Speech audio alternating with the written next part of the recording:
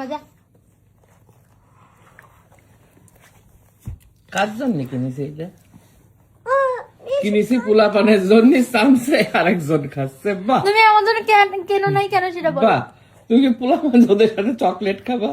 আমি কালকে তোমাকে কতবার করে বললাম যে বেবি আমার খুব ওই যে কি যেন কুনাফানা কি দুবাই চকলেট, ওর মধ্যে পেস্তা বাদাম দেওয়া থাকে, ওইটা কয়দিন এর আগে অনেক ভাইরাল হয়েছে। তো রিসেন্ট আমার চোখে কয়দিন পরে আমার ওই মুনাফা সেই চকলেট আমার খুব খাইতে ইচ্ছা করছে। তোমার কতবার করে বললাম, তুমি কোনো হেনজি দিলে না।